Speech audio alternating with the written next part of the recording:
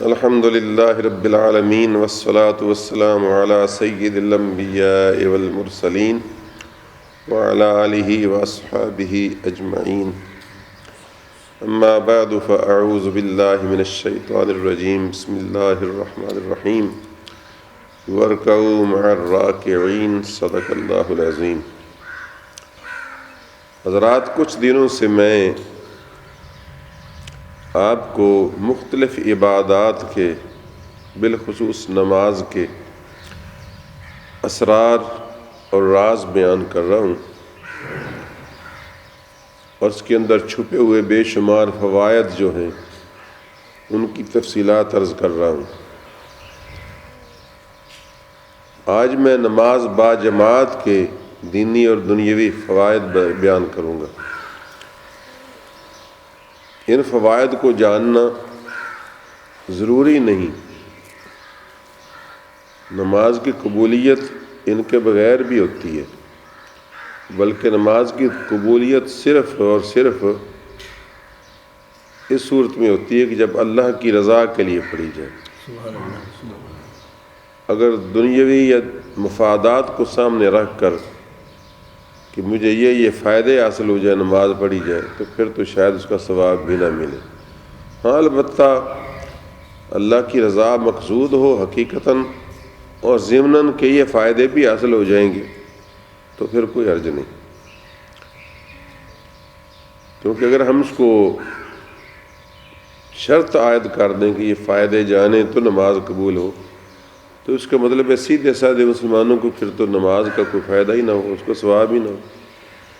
تو ثواب تو صرف ایمان کی بنیاد پر ہوتا ہے، اور ایمان جو ہے وہ اللہ اور اس کے رسول کے فرمائے ہوئے کو یقین کا نام ہے. بہرحال تو اللہ تبارک و تعالیٰ نے، یہ تو آپ جانتے ہیں، قرآن کریم میں بھی اور رسول اللہ صلی اللہ علیہ وسلم نے مختلف احادیث میں بھی نماز با جماعت کا حکم دیا. فرض نماز کے لیے ضروری قرار دیا کہ جماعت کے ساتھ پڑھی جائے. فرمایا وارکعوا مع الراکعین، اور رکوع کرو رکوع کرنے والوں کے ساتھ، یعنی با جماعت نماز ادا کرو. چونکہ ارکعوا امر کا صیغہ ہے، اس سے علماء نے اس کا وجوب ثابت کیا ہے کہ نماز با جماعت ادا کرنا یہ واجب ہے. اور اکثر و بیشتر جان بوجھ کر نماز با جماعت نہ پڑھنے والے کو فاسق اور فاجر قرار دیا گیا ہے. اور سرکار دو عالم صلی اللہ علیہ وسلم نے اس کی سخت تاکید فرمائی ہے. جو شخص اذان سنے اور طاقت ہو اور مسجد میں نہ آئے تو فرمایا میرا جی چاہتا ہے کہ رحمت للعالمین ہونے کے باوجود میں ان کے گھروں کو آگ لگا دوں. اس سے آپ اندازہ کر سکتے ہیں کہ نماز با جماعت کتنی اہمیت رکھتی ہے. سو اس اہمیت کے اندر بے شمار چھپے ہوئے اور ظاہر دینی فائدے بھی ہیں اور دنیاوی فائدے بھی ہیں. اور وہ حضور صلی اللہ علیہ وسلم اور اللہ نے اسی لیے ہمیں یہ با جماعت کا پابند بنایا کہ وہ فائدے بھی اللہ کے بندوں کو اور رسول اللہ کی امتیوں کو ضمناً حاصل ہوتے رہیں. تو دنیوی فوائد میں سب سے پہلا فائدہ یہ ہے کہ نماز با جماعت ادا کرنے سے امام کی اطاعت اور اس کی فرما برداری کا سلیقہ اور قرینہ پیدا ہوتا ہے. ظاہر ہے کہ آپ دیکھتے ہیں پاکستان ایک بٹی ہوئی بکھری ہوئی منتشر بھیڑوں کی سی قوم بن گئی ہے. یعنی یہ کسی ایک امام کی اطاعت کے لیے تیار نہیں، بلکہ جس کی لاٹھی اس کی بھینس، اور 1.5 اینٹ کی ہر مسجد علیحدہ بنی ہوئی ہے. اس میں بہت سارے اسرار ہیں، جن میں سے ایک راز یہ بھی ہے کہ ہم لوگوں نے اپنے امام کی جس کو مان لیا اس کی اطاعت کرنا چھوڑ رکھا ہے، اور اطاعت کا عہد کرنے کے باوجود، ووٹ دینے کے باوجود بھی اس پر اعتماد نہیں. کیونکہ پہلی بات ہے ووٹ ہی غلط دیتے ہیں، پھر ووٹ دے بھی دیں تو اعتماد نہیں. تو نماز باجماعت جو ہے وہ سلیقہ سکھاتی ہے کہ جب آپ نے ایک شخص کو اپنا امام تجویز کر لیا، تسلیم کر لیا، تو اب اس کی مکمل اطاعت کیجیے۔ وہ اللہ اکبر کہہ کر کھڑا ہو تو تم بھی کھڑے ہو جائے، وہ اللہ اکبر کہہ کر رکوع میں جائے تو تم بھی رکوع میں چلے جائے، وہ اللہ اکبر کہہ کر سجدے میں جائے تو سجدے میں چلے جائے، اور تم اس سے آگے ہرگز نہ بڑھو۔ آگے بڑھو گے تو تمہاری نماز قابل قبول نہ ہوگی، کیونکہ تم نے امام کی اطاعت نہیں کی، بلکہ تم امام کہہ کر اپنی امامت کے جھنڈے گاڑ رہے ہو، اپنی مرضی سے چل رہے ہو۔ یہ تو ہو سکتا ہے گوارا پھر بھی کہ اگر آپ کمزور چلنے والے ہیں، بیمار ہیں، تو پیچھے پیچھے لٹکتے جائیں، لیکن جائیں امام کے پیچھے پیچھے، یہ نہیں کہ امام سے آگے بڑھ جائیں۔ اگر آپ کا امام بظاہر کمزور بھی ہے، بوڑھا بھی ہے، تو آپ اس سے آگے نہیں بڑھ سکتے، پیچھے چلنا ضروری ہے۔ نبی کریم صلی اللہ علیہ وسلم کی حدیث بھی انما جعل الامام لیؤتم بہ، امام اس لیے بنایا جاتا ہے کہ اس کی پیروی کی جائے، اس کے پیچھے پیچھے چلا جائے۔ اور یہ بھی فرمایا کہ وہ ڈرتا نہیں جو امام سے پہلے سجدہ کر لیتا ہے کہ اس کے چہرے کو مسح کر کے گدھے کی شکل میں کر دیا جائے۔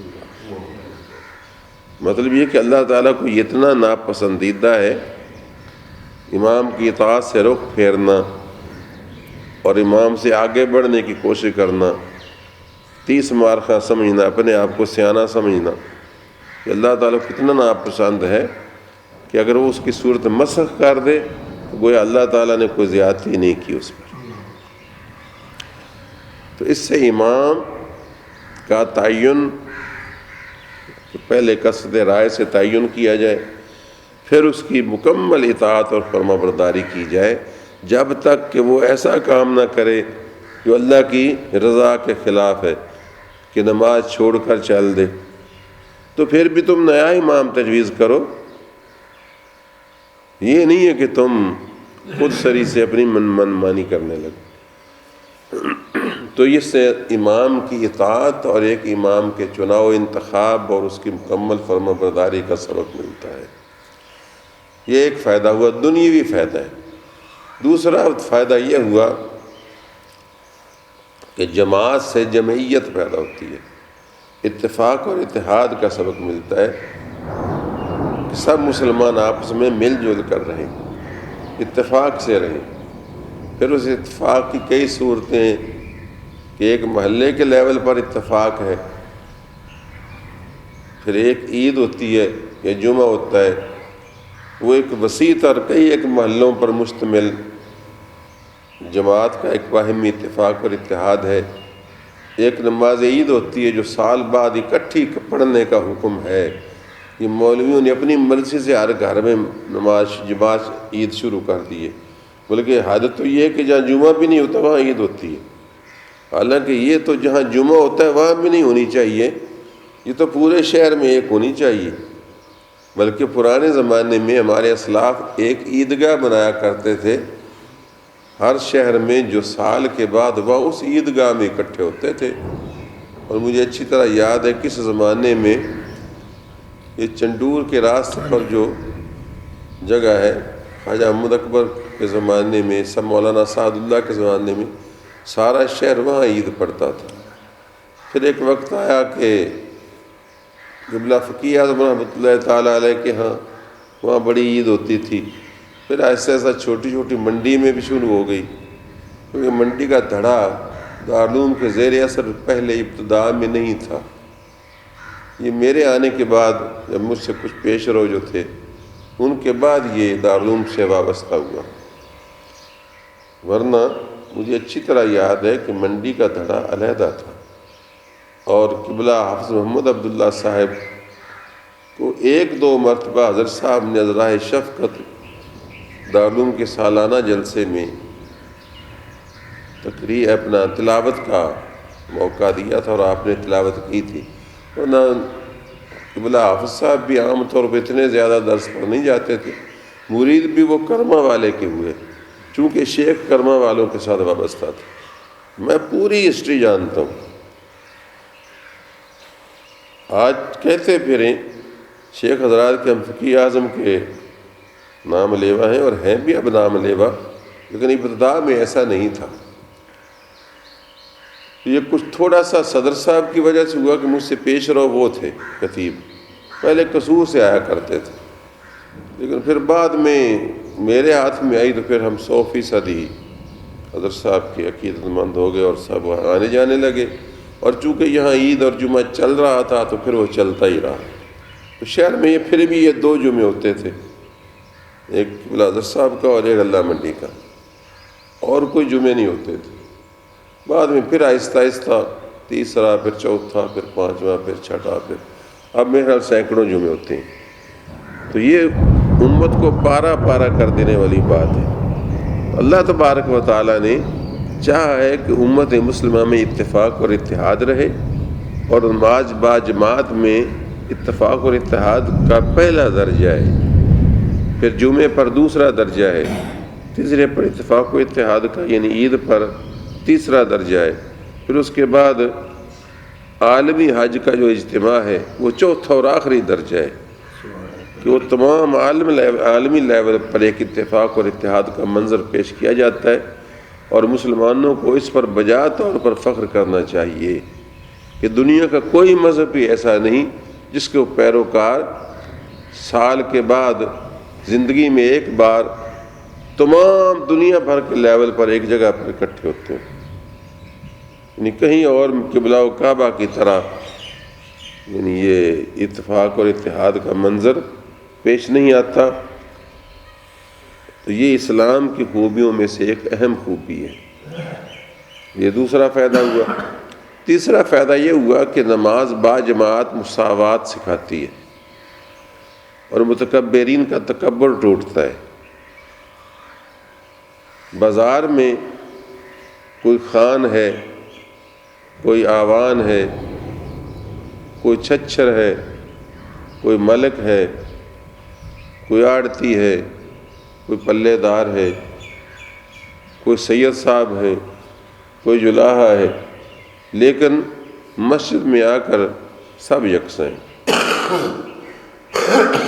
ایک سید کے ساتھ ایک پٹھان، ایک آوان کے ساتھ ایک عام دوسرا انسان، ایک جلاحہ اور ایک آڑتی، ایک پلے دار، ایک مالک مکان اور مالک کارخانہ، یہ سب یکساں برابر کھڑے ہو جاتے ہیں۔ بلکہ یکساں ہی نہیں، ایسا بھی ممکن ہے کہ جلاحے کے پاؤں میں سید صاحب کا سر ہو، یا خان صاحب کا سر ہو، یا زمیندار کا سر ہو، اور اس کے آگے ایک دن بھر مزدوری کرنے والا مزدور، پلے دار، کسان، وہ اس کے آگے کھڑا ہو، مزارع اس کے آگے کھڑا ہو۔ تو یہ منظر صرف اور صرف نماز با جماعت کے ذریعے میسر آتا ہے، اور پھر یہ بھی بڑھتا جاتا ہے۔ محلے کا لیول بڑے چھوٹے کا عام نمازوں میں، با جماعت نمازوں میں ظاہر ہوتا ہے، اور اس سے بڑھ کر کئی محلوں کا جمعے پر ظاہر ہوتا ہے، اور پورے شہر کا عید پر ظاہر ہوتا ہے، اور پورے جہان کا حج کے موقع پر ظاہر ہوتا ہے۔ حج کے موقع پر تو یہ دیکھ کر بندہ حیران ہو جاتا ہے کہ یہ سارے فائدے وہاں بہت زیادہ نمایاں طور پر نظر آتے ہیں، کہ کوئی عربی بولتا ہے، کوئی عجمی بولتا ہے، کوئی حبشی بولتا ہے، کوئی کرشی بولتا ہے، کوئی رومی، کوئی شامی، کوئی شرقی، کوئی غربی، کوئی شمالی، کوئی جنوبی، کوئی کالا، کوئی گورا، کوئی لمبا، کوئی موٹا، کوئی چھوٹا، سب کے سب یکساں ایک ہی کھڑے ہو کر ایک ہی جگہ لائنوں میں، بولیاں مختلف، رنگ مختلف، سوچیں مختلف، زندگی کے انداز مختلف، حتیٰ کہ خوراک مختلف۔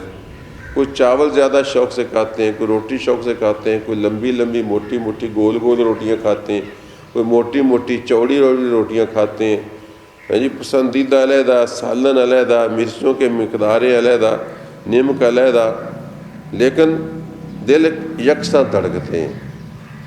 اللہ اور اس کے رسول کے نام پر جب آواز بلند ہوتی ہے اللہ اکبر، تو کالے گورے موٹے چھوٹے سب یکساں ہاتھ اٹھا دیتے ہیں جی۔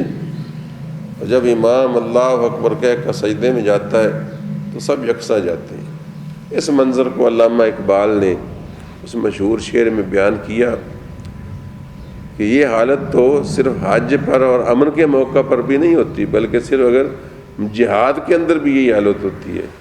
آ گیا عین لڑائی میں اگر وقت نماز، قبلہ رو ہو کہ زمیں بوس ہوئی قوم حجاز، ایک ہی صف میں کھڑے ہو گئے محمود و ایاز، نہ کوئی بندہ رہا اور نہ کوئی بندہ نواز، بندہ و صاحب و محتاج و غنی ایک ہوئے، تیری سرکار میں پہنچے تو سبھی ایک ہوئے۔ تو یہ نماز کے فائدوں میں سے ایک اہم ترین فائدہ یہ بھی ہے۔ یہ تیسرا فائدہ ہوا۔ چوتھا فائدہ یہ ہے کہ نماز باجماعت انسان کو ریگولر بناتی ہے اور وقت کا پابند بناتی ہے۔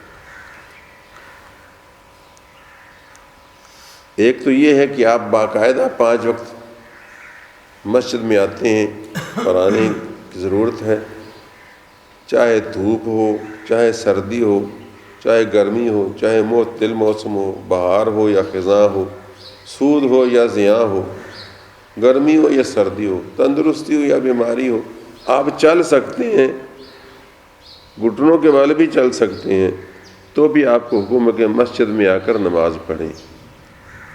یہاں تک کہ ایک مرتبہ ایک نابینا صحابی نے عرض کیا تھا، یا رسول اللہ صلی اللہ علیہ وسلم، میرا گھر مسجد سے کچھ فاصلے پر ہے اور میری آنکھیں بھی بینا نہیں، اور میرے پاس کوئی بندہ بھی نہیں جو میرا ہاتھ پکڑ کر مجھے آسانی سے لے آئے، تو کیا میں گھر میں نماز پڑھ لیا کروں؟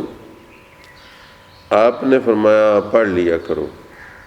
لیکن ابھی وہ دروازے تک نہیں گیا تھا کہ آپ نے اسے کو واپس بلا کر کہا کہ ذرا اتنا تو بتاتے جاؤ کہ تمہارے کانوں میں اذان کی آواز پہنچ جاتی ہے، یعنی اتنا دور تو نہیں کہ اذان کی آواز ہی نہ پہنچتی۔ اس زمانے میں لاؤڈ سپیکر نہیں تھے۔ تو نے کہا جی آواز تو پہنچ جاتی ہے، آواز تو پہنچ جاتی ہے۔ فرمایا پھر مسجد میں ہی آیا کرو، نیچے گھسٹ کے آیا کرو، ٹھوکریں کھاتے ہوئے آیا کرو، لیکن مسجد میں آیا کرو۔ اب آپ دیکھیے اس گئے گزرے دور میں بھی جب کہ اسلام کے شاعر پر نہ صرف بے عملی ہو رہی ہے بلکہ توہین ہو رہی ہے، اس دور میں بھی آپ چند مسلمان ایسے ضرور ہیں جو اس بارش میں بھی چاہے ہلکی ہی صحیح، چاہے میری طرح آپ کا گھر قریب نہ صحیح، پھر بھی آپ نے فرلانگ 2 فرلانگ فیصلہ طے کر کے مسجد میں آنے کو ترجیح دی ہے۔ تو یہ اس اسلام کی اس تربیت کا نتیجہ ہے جو اللہ تبارک و تعالیٰ کے حبیب نے مسلمان کی فرمائی ہے کہ نماز باجماعت کی اتنی اہمیت ہے کہ تم کو قدم قدم پر نیکی ملے گی، اور وہ نیکی ایک نہیں بلکہ کئی نیکیاں ملیں گی، بلکہ یہاں تک کہ رسول اللہ صلی اللہ علیہ وسلم نے معراج کی رات اپنے اللہ سے جو باتیں کیں، ان باتوں میں ایک بات یہ بھی ہوئی کہ اللہ تبارک و تعالیٰ نے پوچھا ہے میرے نبی، یہ مالا اللہ کے فرشتے آپس میں کس موضوع پر بحث کر رہے تھے؟ تو پہلے تو آپ نے عرض کیا اللہ عالم، اللہ تو بہتر جانتا ہے۔ پھر اللہ تبارک و تعالیٰ نے اپنا دست قدرت آپ کے شانوں کے درمیان رکھا، آپ کہتے ہیں فَعَلِمْتُ مَا كَانَ وَمَا يَكُونُ، تو جو کچھ ہوا جو کچھ ہوگا سب مجھے پتہ چل گیا۔ پھر پوچھا کہ اب بتاؤ کیا کس میں بحث کر رہے تھے؟ عرض کیا مولا کریم وہ کفارات کے بارے میں بحث کر رہے تھے، کون سی چیزیں جو گناہوں کو خاکستر کر دیتی ہیں، مٹا دیتی ہیں۔ تو جب وہ فرشتے، تو آپ نے فرمایا پھر وہ کون سی چیزیں ہیں؟ تو آپ نے ان میں ایک بات تو یہ فرمائی کہ اسباغ الوضوء عند المکارہ ومشی المساجد فی الظلمات۔ ان میں سے ایک بات یہ ہے کہ تکلیف کے وقت میں اچھی طرح وضو کرنا، اس سے گناہ بالکل جھڑ جاتے ہیں۔ سبحان اللہ۔ بس سخت سردی ہے، پانی بہت ٹھنڈا ہے، یا سخت گرمی ہے، پانی گرم ہے، وضو کرنا مشکل ہو رہا ہے، تو اچھی طرح کھل کر وضو کرنا، چپڑ نہ کرنا، تو اس سے کثرت سے کفارہ ہوتا ہے گناہوں کا۔ اور دوسرا فرمایا مسجدوں کی طرف چل کر جانا ایسے موقع میں، ایسے موسم میں جب بندہ کوئی ناسازگار موسم ہو، اندھیرا ہو، بارش ہو، تکلیف ہو، ایسی صورت میں بھی مسجد کو چل کر جانا، اس سے بھی گناہوں کی کثرت سے صفائی ہوتی ہے۔ تو حضور اکرم صلی اللہ علیہ وسلم کے ارشادات کی روشنی میں پتہ چلتا ہے کہ یہ مساجد کی طرف آنا باجماعت نماز کے لیے یہ انسان کو ریگولر کرتا ہے، پنکچوئل کرتا ہے، پابند وقت بناتا ہے۔ اب ہم کتنے لاکھ ہی ہم سست قائل سے ہی، آپ جانتے ہیں کہ ہم اس قوم کے فرد ہیں جہاں 12 بجے ٹائم ولیمے کا کھانے کا رکھ کر 4 بجے ولیمہ دیا جاتا ہے۔ ہم اس قوم کے فرد ہیں جہاں عشاء کی نماز کے بعد متصل ولیمہ رکھ کے رات 1 بجے ولیمہ دیا جاتا ہے۔ یہی ہے نا، ہم دیکھتے رہتے ہیں۔ ایسے ہی ہم پابند وقت قوم ہیں، لیکن اتنی پابند وقت قوم کے ہاں بھی جو نمازی ہیں ان میں یہ تو ہو سکتا ہے کسی میرے جیسے سے کہ 5 منٹ 10 منٹ زیادہ زیادہ تھوڑا سا آگے پیچھے ہو جائے، لیکن یہ نہیں ہے کہ 4 بجے کی بجائے 11 بجے آئے، ہاں جی، یا عشاء کی نماز کے وقت 8 بجے آنے کی بجائے 12 بجے آئے کھڑا ہو۔ یعنی پھر بھی یعنی لاکھ بھی سستی ہو اور کوئی مجبوری ہو، بڑھاپا ہو، بیماری ہو، تو بھی وہ بندہ 2 4 5 منٹ تو آگے پیچھے بڑی مشکل سے ہو سکتا ہے، لیکن اس سے زیادہ نہیں ہو سکتا۔ یعنی یہ میں برسبیل تنزل بتا رہا ہوں کہ اگر سستی بھی کوئی کر لے گا تو 2 4 منٹ کی تو کر لے گا، وہ بھی پھر بھی پابندی وقت ہو گئی نا۔ یہ تو نہیں نا کہ اندھیر نگری ہے، تو یہ پابندی وقت بھی نماز سکھاتی ہے، اور ریگولیرٹی بھی، پنکچویلٹی بھی، یہ سب نماز سکھاتی ہے۔ یہ بھی نماز کے دنیوی فوائد میں سے ایک فائدہ ہے۔ پھر 5واں فائدہ یہ ہے کہ جب محلے کے مسلمان آپس میں 5 مرتبہ دن میں ملتے ہیں، ہر مرتبہ آتے ہوئے جاتے ہوئے السلام علیکم ورحمۃ اللہ وبرکاتہ، وعلیکم السلام ورحمۃ اللہ وبرکاتہ کہنا پڑتا ہے، سننا پڑتا ہے۔ اور یہ ایک دعا ہے کہ آپ پر سلامتی ہو، اللہ کی رحمت ہو، اس کی برکتیں ہوں۔ وہ کہتے ہیں آپ پر بھی سلام ہو، اللہ کی رحمت ہو، برکتیں ہوں۔ تو یہ جب بار بار کہا جاتا ہے تو ان کہنے والوں کے درمیان ایک اخوت، محبت اور بھائی چارہ اور برادری جنم لیتی ہے۔ لاکھ اس کا انکار کرے، مسجد میں اکٹھے نماز پڑھنے والوں کے آپس میں ریلیشنز جو ہوتے ہیں، تعلقات جو ہوتے ہیں، وہ نسبتاً بہتر ہوتے ہیں۔ اس میں کوئی شک نہیں کہ ہم اسلام کے اصل روح سے بڑے دور جا پڑے ہیں، اور بعض اوقات ایسا ہوتا ہے کہ مسجد میں ایسے لوگ بھی آ جاتے ہیں کہ جو آپس میں سلام دعا بھی نہیں لیتے، بلکہ وہ ایک اس طرف کھڑا ہوگا تو دوسری طرف کھڑا ہوگا۔ یہ بڑی بدقسمتی کی بات ہے اور یہ نہیں ہونی چاہیے۔ لیکن یہ بھی کہ میں کہوں گا کہ یقیناً جو نماز اکٹھے پڑھتے ہیں ان کی پھر بھی سلام دعا ہو جاتی ہے، اور جو نماز باجماعت چھوڑ جاتا ہے پھر وہ تو گیا سمجھو، یا تو آ جائے گا لوٹ آئے گا، یا پھر مکمل بائیکاٹ ہو جائے گا اس کا۔ تو ایسا کوئی قلیل بد نصیب ہوتا ہے۔ عام طور پر مانے جانے سے کسی نہ کسی وقت عید پر کے موقع پر، کبھی دوستوں کے ساتھ درمیانی گفتگو کے دوران، کبھی نہ کبھی آن سپیکنگ ٹرمز وہ آ ہی جاتی ہیں، بات چیت ہو جاتی ہے۔ لیکن اگر نہیں بھی ہوتی تو آپ اس کا خیال رکھا کریں کہ آپس میں ایک جماعت کے، ایک مسجد کے باجماعت نمازی آپس میں ایک بھائی ہیں۔ اگرچہ ایمان نے بھی ہمیں اخوت میں جکڑا اور باندھا ہوا ہے، اور رسول اللہ کا امتی ہونے نے بھی ہمیں ایک رسی میں باندھا ہوا ہے، اور اللہ کے ایک بندہ ہونے، سب اللہ کے بندے اس ہونے نے بھی ہمیں ایک رسی میں باندھا ہوا ہے۔ لیکن ایک بندھن یہ بھی ہے کہ ہم ایک ہی مسجد میں ایک ہی امام کے پیچھے نماز پڑھنے والے ایک ہی مسجد کے نمازی ہوتے ہیں، تو یہ بھی ایک گہرا ربط اور تعلق ہے، اور ایک ایسی پیٹی اور بیلٹ ہے جس نے ہمیں آپس میں باندھ رکھا ہے۔ یہ تو اگر نہ ہو تو پھر پتہ چلے کتنا فرق پڑتا ہے۔ تو نماز جو باجماعت ہے وہ آپس میں بھائی چارہ اور اخوت اور محبت بھی سکھاتی ہے، اور ظاہر جب یہ آئے گی تو دوسرے کے دکھ درد کا بھی احساس ہوگا۔ ایک صاحب بیمار ہو جائیں گے، نہیں آئیں گے، سب سوچیں گے یار وہ فلاں حاجی صاحب نہیں آ رہے، فلاں حافظ صاحب نہیں آ رہے، فلاں شیخ صاحب نہیں آ رہے، یار پتہ کرو۔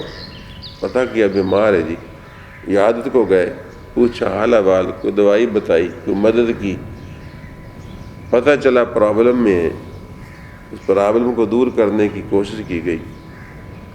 اس لیے ایک ادیب نے اپنے ایک شاہ پارے میں لکھا ہے کہ جب بندہ ریٹائر ہو جاتا ہے تو اس کے سارے پہلے دوست ختم ہو جاتے ہیں۔ ان میں کوئی دنیا دار ادیب ہے، کہتا ہے جب بندہ ریٹائر ہو جاتا ہے تو اکثر و بیشتر اس کے سارے پہلے دوست ختم ہو جاتے ہیں۔ کیوں؟ کہ وہ سارے کے سارے دوست مفادات کے دوست تھے۔ اس لیے دوست تھا کہ یہ اس کا باس تھا، اس لیے دوست تھا کہ یہ اس کا متحد تھا، وہ اس لیے دوست تھا کہ وہ اس کا کلیگ تھا۔ تو ایک رشتہ تھا درمیان اس جاب کی وجہ سے۔ اب وہ جب ریٹائر ہوا تو جگہ بدل گئی، وہ سکول بدل گیا، وہ یونٹ بدل گیا، وہ چھاونی بدل گئی، وہ جگہ نہ رہی۔ اب ایک نئی زندگی آئی، جبکہ یہ کمزور اور بوڑھا بھی ہو چکا ہے۔ اب اس کی ایک نئی برادری جنم لے گی، بشرطے کہ یہ نمازی ہو۔ اگر نمازی نہیں ہے تو پھر اس کی کوئی گندی برادری نہیں جنم لے گی کہ کسی جگہ بیٹھ کر آپ بڑے میاں تاش پتے کھیلا کریں گے۔ یہ بھی ایک برادری ہے، تاش پتوں والی برادری، کہ جہاں جو کبھی جوئے میں ہار گئے، کبھی جیت گئے، جہاں بغض اور کینہ اور حسد فروغ پاتا ہے، یا اور کوئی برادری گن لیجیے اس طرح کی۔ لیکن ایک برادری جو سب سے حسین برادری ہے اور سب سے وفادار برادری ہے اور بے لوث برادری ہے، وہ مسجد میں جنم لیتی ہے۔ کہ یہ بڑے میاں اب مسجد میں آنا جانا شروع ہوئے، پہلے لاپرواہی اگر کرتے بھی تھے تو اب نہ کیا کریں۔ اب یہ ان کے بھائی بند جو ہیں جو مسجد میں ہیں، یہ کسی غرض سے دوست نہیں بنے، اس لیے نہیں بنے کہ یہ باس ہیں اور سب اس کے سبجیکٹ ہیں، رعایا ہیں، یا یہ اس لیے کہ اس کے کلیگ ہیں، بلکہ یہ ہیں کہ جو اللہ کی رضا کے لیے ایک دوسرے سے ملنے بیٹھنے والے اور دوستی اور تعلق قائم کرنے والے۔ ان کی دوستی پکی، سچی اور قبر تک، بلکہ قبر کے بعد حشر تک جانے والی ہے، کیونکہ اس میں کوئی غرض پوشیدہ نہیں، سمجھے نا، اس میں کوئی غرض پوشیدہ نہیں، صرف اللہ کی رضا کے لیے دوست بنے۔ تو یہ ہے اصل برادری۔ آپ دیکھ لیجئے گا، ایسے لوگ ایک دوسرے کے بیمار ہونے پر اس کے سرانے بھی پہنچتے ہیں، یاسین بھی پڑھتے ہیں، حوصلے بھی دلاتے ہیں، کلمہ شریف بھی پڑھتے ہیں، اس کے جنازے میں بھی شامل ہوتے ہیں، اس کے قبر دفن میں بھی جاتے ہیں، گزرتے ہوئے اس کی قبر پر دعا بھی کرتے ہیں۔ تو یہ اصل برادری وہ جنم لیتی ہے جو اس کے بعد ہوتی ہے۔ اور اس سلسلے میں نے آپ کو ایک دلچسپ کہانی بھی سنائی تھی کہ ایک مرتبہ ایک کرشن نگر لاہور کی بات ہے کہ ایک شیخ صاحب ان کو کہتے تھے، وہ فوت ہونے والے تھے، تو ان کے ارد گرد نمازی ایسے بیٹھے تھے جو ان کے ساتھ مسجد میں نماز پڑھتے ہیں۔ تو اچھے لوگ تھے سارے، حتیٰ کہ ان کا آخری وقت تھا۔ تو وہ ایک صاحب جو یہ واقعہ لکھ رہے ہیں، وہ فرماتے ہیں کہ میں گیا اور میں نے سلام کہا، شیخ صاحب سلام کہوں، ان کے باپ سے اس کے مراسم تھے۔ تو انہوں نے کہا وعلیکم السلام صاحبزادے کیسے ہو؟ انہوں نے پہچان لیا کہ یہ میرے فلاں دوست کا بیٹا ہے۔ انہوں نے کہا جی الحمدللہ میں ٹھیک ہوں، آپ بتائیں آپ کیسے ہیں؟ انہوں نے اپنی حالت بیان کر دی کہ ویسے الحمدللہ میں ٹھیک ہوں، اللہ کا شکر ہے، البتہ یہ ہے کہ میرے گردوں نے کام کرنا چھوڑ دیا ہے اور سانس بھی ذرا دشواری سے آتا ہے اور جگر بھی تقریباً ختم ہو چکا ہے، ویسے الحمدللہ میں ٹھیک ہوں۔ یہ باتیں میں نے اس لیے کی ہیں کہ رسول اللہ نے فرمایا جب کوئی حال پوچھے تو اس کو وضاحت سے بیان کر دینا چاہیے، باقی میں اللہ کے کرم سے ٹھیک ہوں۔ تو ان کی بہو کھڑی تھی، وہ رونے لگی، تو انہوں نے کہا کہ بیٹی تو نہ رو، میں ٹھیک ہوں الحمدللہ۔ وہ نمازی بھی بولے جو دوست ہیں، مسجد کی شکلیں بتاتی ہیں نا، ٹوپیاں، اور انہوں نے کہا نہیں شیخ صاحب اللہ کا فضل ہو جائے گا، آپ ٹھیک ہو جائیں گے۔ ہاں میں انشاءاللہ بالکل ٹھیک ہوں، بلکہ میں یقیناً ٹھیک ہو جاؤں گا۔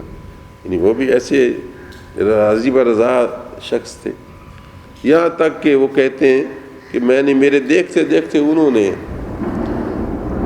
یوں ہاتھ کر کے نا ایک چھوٹی سی فصیل تھی، اس کے اوپر پگڑی بندھی ہوئی، پرانے زمانے کے لوگ پگڑی باندھتے تھے، وہ پگڑی بندھی ہوئی پڑی تھی، انہوں نے ہاتھ بڑھایا اور وہ پگڑی اٹھا کر اپنے سر پر رکھ لی اور پھر اس طرح کر کے لیٹ گئے۔ جی تھوڑی دیر آنکھیں بند کی اور پھر آنکھیں کھول کر کہنے لگے السلام علیکم ورحمۃ اللہ، السلام علیکم ورحمۃ اللہ۔ ان سب دوستوں سے 5-4 جو بچے تھے نا ہاتھ ملایا اور میرے ساتھ بھی کہا کہ صاحبزادی السلام علیکم، تو سلام لیا، اس کے بعد پھر اس طرح کی آنکھیں بند کر کے اللہ تعالیٰ کے پاس پہنچ گئے۔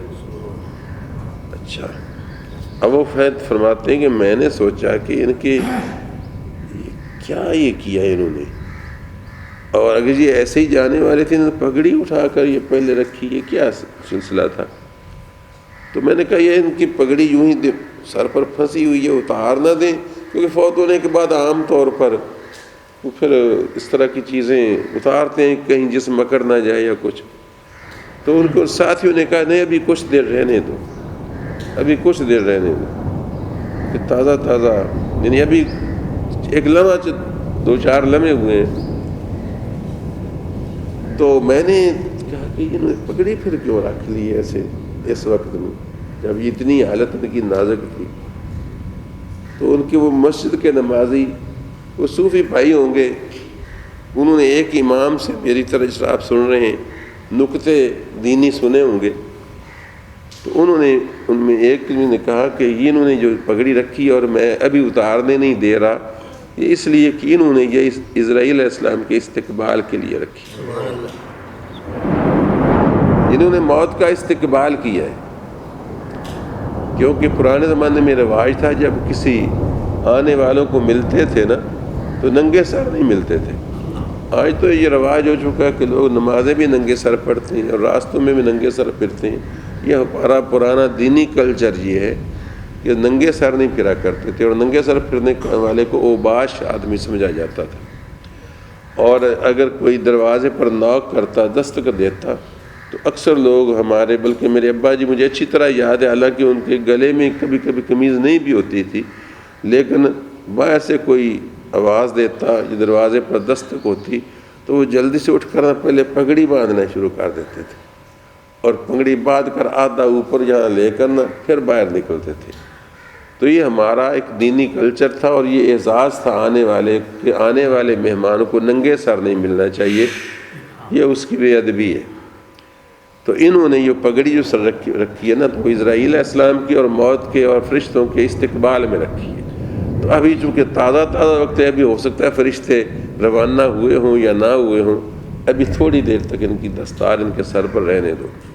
تو یہ دوست جو تھے، یہ وہ دوست تھے جو مسجد کے دوست تھے، اور یہ مسجد کے دوست بنانے چاہیے۔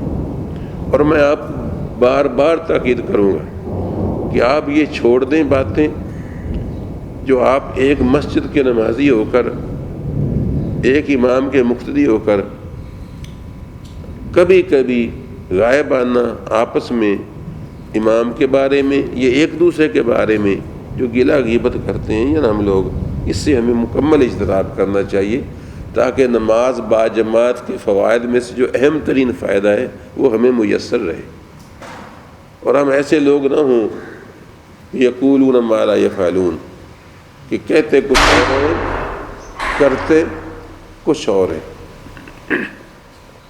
تو یہ بھی نماز کے فوائد میں سے ایک اہم ترین فائدہ ہے، اور بھی میں انشاءاللہ بیان کروں گا۔ مجھے پتہ ہے کہ آپ کو دیر ہو جاتی ہے، اور ویسے بھی یہ جو گرج برس ہے نا، یہ آپ کے یہاں ریکارڈ ہو رہی ہوگی، اور ماشاءاللہ ان کے شاگردان رشید نے جو اوپر الماریاں کھول رکھی ہیں وہ بھی اپنا رول ادا کر رہی ہیں۔ تو شکریہ، اس کو بند کر دیجئے، بلکہ آخر سے اس کو کاٹ دیجئے جو آپ